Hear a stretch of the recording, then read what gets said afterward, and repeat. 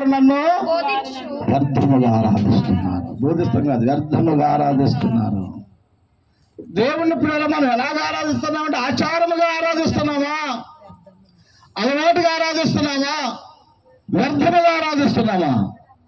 నేను కూడా 1984 సంవత్సరంలో ప్రశాంత్ కుమార్ గారి చేత హాస్టల్లో పిల్లలు బాప్తిస్మం పొందాను. కానీ నాకు మారు మనసు లేదు. పిల్లల రక్షణ పొందాను కానీ నా జీవితంలో ఏం లేదంటే మార్పు లేదు. దేవుడు స్తోత్రం. ఆ సమయంలో నా జీవితం అంతా చీకటితో పాపంతో ఉండేది. కానీ ఆదివారం చర్చికి వెళ్ళేవాడిని. చర్చ్ అవగానే మ్యాట్లీ సినిమాకి కూడా వెళ్ళేవాడిని. చూసారా? అంటే దేవుని సన్నిధికి వెళ్ళాలి కానీ సినిమాలు కూడా మానేవాడిని కాదు. ఒక దినాన్ని 1990 సంవత్సరంలో హైదరాబాద్లో ముస్లింకి హిందువులకి దెబ్బలాట వస్తూ ఒకరికొకరు నరికేసుకున్నారు. పేపర్ చూస్తూ నాకు అలవాటు. ఆ పేపర్లో చాలా మంది చనిపోయారు. ఆ పేపర్లో చదువుతుండగా నాకు స్వరం వినబడుతుంది. ఆ స్వరం ఏంటంటే, నీవు కూడా వారిలో ఒకళ్ళలాగా చనిపోతే నీ స్వాస్థ్యం ఎక్కడా? ఇందాక బిడ్డలు పిల్లలు నాటుకేశారు. 2 స్నేహితులు యాక్సిడెంట్లో చనిపోయారు. చెప్పండి, ఒకరు ఎవరు నమ్ముకున్నారు? ఇంకొక ఆవిడ యేసయ్య నమ్ముకోలేదు. అంటే దేవుని నమ్మినా నమ్మకపోయినా అందరూ చనిపోతాం. కీర్తనలు 89:48 ఉంది. కానీ మనుషులందరూ కూడా మరణిస్తారు. దేవుని స్తోత్రం. ఈ రాత్రి ఎట్టకూడదు అనుకున్నాము. ఉదయకాలమే రాత్రి ఎప్పుడు ఇక్కడ ఒక మామగారు చనిపోయారని మా పాప చెప్పింది. ఇది 2 సార్లు పోస్ట్పోన్ చేస్తాం. 1వ తారీఖు ఎట్టాలి, ఆ తర్వాత ఎడదాము. మళ్ళీ అత్తయ్య గారు మామయ్య గారు వెళ్ళిపోతారని ఇంకా ప్రకటించేసాం. మూల ఇట్టాం కానీ లేకపోతే క్యాన్సిల్ చేసేద్దాం. మరి మాకు కూడా చాలా బాధ అనిపించింది. అంటే ప్రియుల, ప్రభువు నమ్ముకున్నా నమ్ముకోకపోయినా అందరూ చనిపోతాము. కానీ చనిపోయిన తర్వాత నీ స్వాస్థ్యం ఎక్కడా? దేవుని స్తోత్రం. అందుకే పెద్దలు అంటారు, దీపం ఉండగానే ఇల్లు సర్దుకో, ప్రాణం ఉండగానే ప్రభుని నమ్ముకో.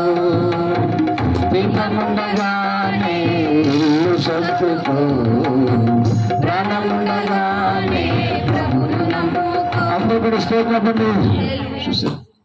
దీపం ఉండగానే యేసు ప్రభువు ఈ లోకానికి ఎలా వచ్చాయంటే వెలుగుగా వచ్చాడు. యోహాను సువార్త 8:12 అంటాడు, యేసయ్య నేను లోకమునకు వెలుగై ఉన్నాను. అందరూ కూడా స్తోత్రం. అమ్మా, యేసయ్య ఏమన్నాడు? నేను లోకానికి. మరి నీవేమై ఉండాలి? ప్రభు అన్నాడు మత్తయి సువార్త 5:14, ఎవడు కూడా దీపం వెలిగించి కొంచెం కింద ఎట్టడు కానీ ఇంటినున్న వారు వెలిగించుటకు దీప స్తంభం మీద పెట్టబడతాం. దేవుని స్తోత్రం. అంటే యేసయ్య అంటాడు, నీవు కూడా వెలుగే, నీవు కూడా వెలుగుగా ఉండాలి. ఆ రాత్రి సమయంలో, ఆ ఉదయకాల సమయంలో ఆ పేపర్ చూస్తుండగా పిల్లరా నా ఒళ్ళంతా షౌట్ వచ్చింది. నీవు కూడా చనిపోతే నీ స్వాస్థ్యం ఎక్కడా అనే మాట వింటున్నప్పుడు, అప్పుడు అంతకుముందే ప్రభు 1985లో స్వరం ద్వారా మాట్లాడారు. అది 2వసారి నాతో మాట్లాడినప్పుడు నేను దేవుడి దగ్గర ఏడ్చి నన్ను నేను దేవునికి సమర్పించుకున్నాను. అందుకని స్తోత్రం చెప్పండి. సంపూర్ణముగా నన్ను నీకు సమర్పించుచున్నా, నా హృదయాన్ని ఆలయముగా అర్పించుచున్నాను. సంపూర్ణముగా నన్ను నీకు సమర్పించుచున్నాను. నా హృదయాన్ని ఆలయముగా అర్పించుచున్నాను. నాలో వసించు, నాలో జీవించు, నన్ను పాలించు, నన్ను నడిపించు. నన్ను నేను ప్రభువుకు సమర్పించుకొని 34 సంవత్సరాలు ఉంది. అందరూ స్తోత్రం చెప్పండి. చెప్పండి, ఎన్ని సంవత్సరాలా? 34 సంవత్సరాలు. అంతకు ముందు ప్రియులరా పౌలు అంటాడు, పూర్వమందు నేను సిగటై ఉన్నాను. దేవుని స్తోత్రం చెప్పండి. పూర్వమందు ఎలా ఉన్నాడంట? ఎఫెసీ పత్రిక 5:8 పూర్వమందు నేను సిగటై ఉన్నాను. 9 ఇప్పుడైతే క్రీస్తునందు వెలుగై ఉన్నాను. అందుకని స్తోత్రం చెప్పండి. హల్లెలూయా. అంటే యేసు ప్రభువు వారు ఈ లోకానికి ఎందుకు వచ్చాడంటే నిన్ను వెలుగుగా మార్చడానికి. అందరు తప్పని కూడా స్తోత్రం చెప్పండి. నీవు అనేక మందికి వెలుగుగా మార్చబడాలి. వెలుగుగా మార్చబడాలంటే ఆ వెలుగైన యేసయ్య నీలో ఉదయించాలి. అందుకని స్తోత్రం చెప్పండి.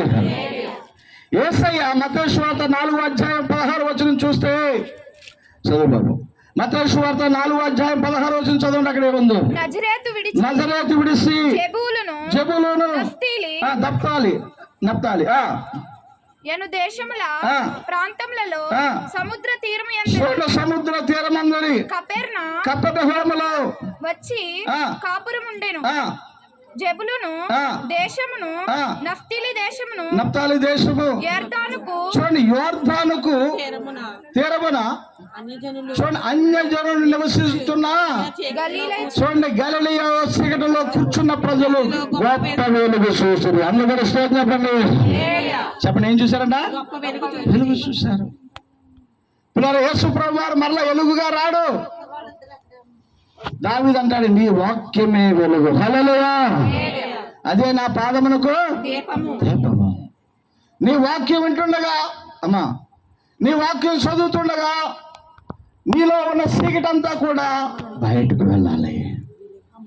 ఒకవేళ అలాగే వెళ్ళకుండా ఇంకా ఈ రాత్రి సమయంలో చీకటి నీలో ఉందంటే నీ వెలుగు బిడ్డవు కాదు, సాతాను సంబంధము. అందుకే దేవుని బిడ్డలారా, మా పిల్లలని చిన్నతనం నుండి కూడా ఇంచుమించు 3వ నెల నుంచి కూడా దేవాలయాలను తీసుకెళ్ళడం ప్రారంభించాం. దేవుని స్తోత్రం చెప్పండి. వాళ్ళని ఎప్పుడు సినిమాలకు పంపించలేదు. ఏమండి, కొన్ని పర్యాయాల వారు నాకు బాధ అనిపించినప్పుడు బెల్టలు తెగిపోయాయి. దేవుని స్తోత్రం చెప్పండి. కనుక దత్తమ్మ వాడని కుమారుడు విరోధం అంటండి, తండ్రి కుమారుడు విరోధం అంట. నీ బిడ్డలకి నీవు క్రమశిక్షణ నేర్పాలి. ఒకసారి పీత డాక్టర్ గారి దగ్గరికి వెళ్ళిందంట. డాక్టర్ గారు అన్నీ కూడా ఇలా ఎదురు నడుస్తున్నాయి, కానీ నా పిల్లలు మాత్రం ఎలా నడుస్తున్నారు? ఎలా నడుస్తున్నారమ్మా? పీత ఎలా నడుతుంది? ఎదురు నడుతుందా పక్కన నడుతుందా? చెప్పండి. పక్కగా నడుస్తుంది. నువ్వు ఇంకా పెళ్ళి అవ్వలేదు. దేవుని స్తోత్రం. రేపు పొద్దున పీత కొద్ది చూడు ఎలా నడుస్తుందో. అది ఇలా నడుస్తుంది, ఎదరికి వెళ్తాం. ఇలా నడుస్తుంటుంది, ఇలాగే వెళ్తుంటుంది. కనుక నా పిల్లలు ఇలా ఎదరికి వెళ్ళాలి. కూర్చో, నువ్వు పీతవా? ఇలా నడాలంట. డాక్టర్ గారు అన్నారంట, అమ్మ మొదటి నీ కాళ్ళకి ఆపరేషన్ చేయాలి. దేవుని స్తోత్రం చెప్పండి. చెప్పండి, ఎవరి కాళ్ళకి ఆపరేషన్ చేయాలి? ఎందుకంటే నీ పిల్లలు నిన్ను చూసి నేర్చుకుంటారు కదా. తల్లిని చూసే మొదటి గురువు ఎవరు? తల్లి కదా. నీ పిల్లలు నడక నీ దగ్గరే నేర్చుకుంటారు. నిజమేనంటారు. అవును. మొదటిగా మనము దేవునికి సమర్పించుకోవాలి. అందుకని స్తోత్రం చెప్పండి. పౌలు అన్నాడు, పూర్వమందు నిన్ను చీకటై ఉన్నాను. దేవుని స్తోత్రం చెప్పండి. 1 తిమోతి పత్రిక 1:12 అన్నాడు. 1 తిమోతి పత్రిక 1:12 చూడండి, పౌలు ఏమన్నాడు?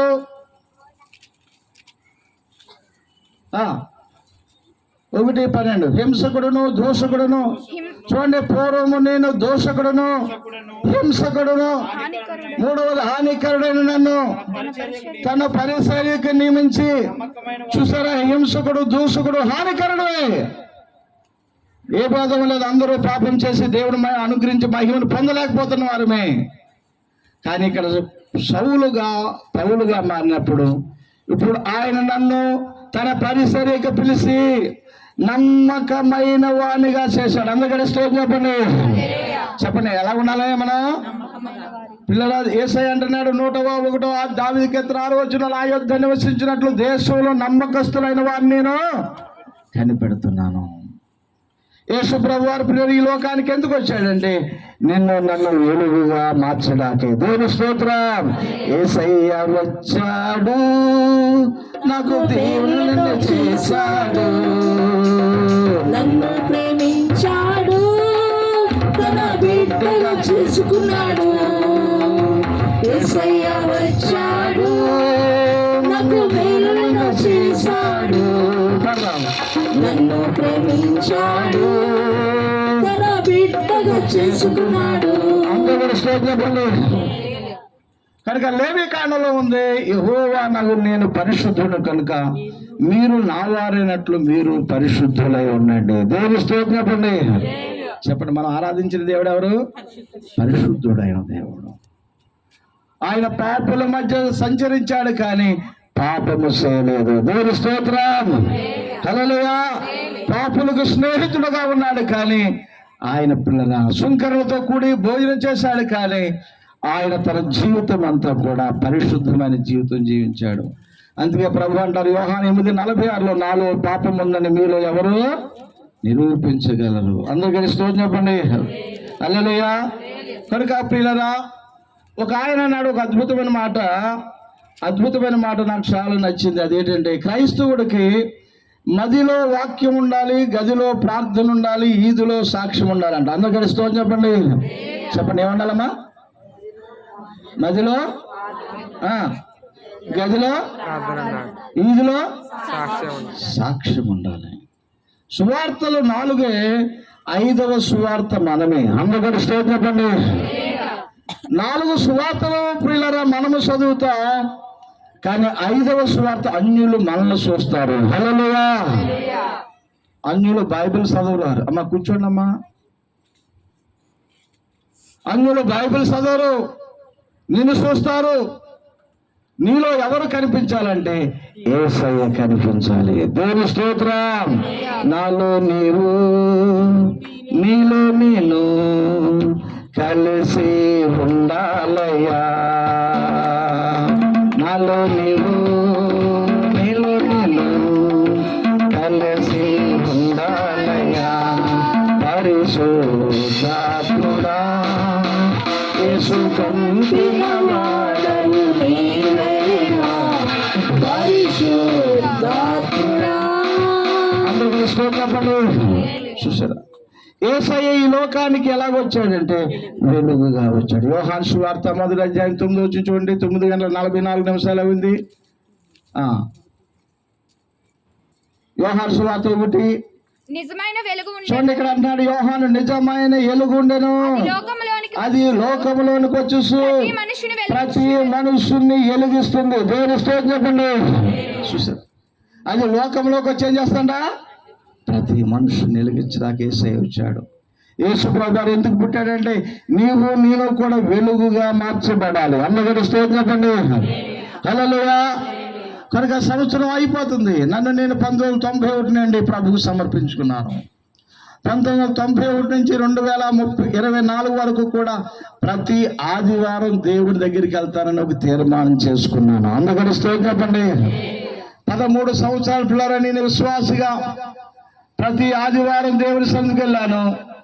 21 సంవత్సరంలో ఈ యొక్క పరిసరిలో ప్రభు యొక్క సన్నిధికి వెళ్ళాను.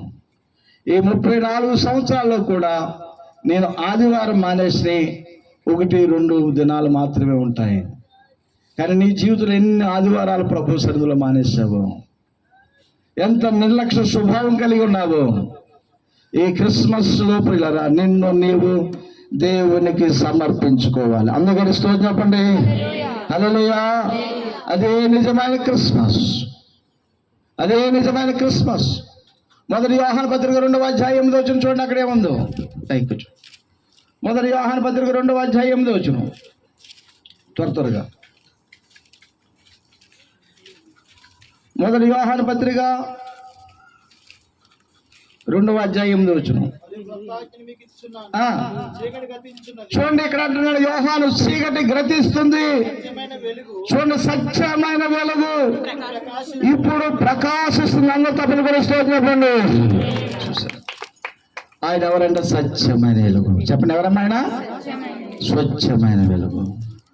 ఆయన అబద్ధకుడు కాదు. నిన్ను నన్ను కూడా వెలిగించడానికి ప్రభు వచ్చాడు. ఎప్పుడైతే నన్ను నేను ప్రభు దగ్గర వెలిగించుకున్నాను, గమనించండి, నా ద్వారా అనేకమైన యవనస్తులు నేను ఇంకా సేవకు రాకముందే వారు పాస్టర్లు అయిపోయారు. అందుకని స్తోత్రం చెప్పండి. చూసారు, నీవు వెలిగించబడితే నీ మాట ద్వారా వారు వెలిగించబడతారు. అందుకని స్తోత్రం చెప్పండి. నీవు ప్రభువుని స్వీకరిస్తే నీ సాక్ష్యము ద్వారా అనేక స్థలాల్లో పిల్లరా నేను సాక్షి చెప్పినప్పుడు గ్రామాలలో కూర్చున్న వారందరూ కన్నీటితో ఏడ్చేవారు. యవనస్తులు దొర్లి ఏడ్చేవారు. ఎందుకంటే ఒకప్పుడు నేను పాపిని, యేసయ్య నన్ను వెలిగించాడు. దేవుని స్తోత్రం. ఒకసారి ఒక యవనస్తుడు పిల్లరా బొంబాయిలో సముద్రంలో సిప్పహాట్లో ఆయన పెయింటింగ్ చేస్తుంటాడు. క్రైస్తవ కుటుంబంలో పుట్టాడు. ఆయన పేరు డేవిడ్.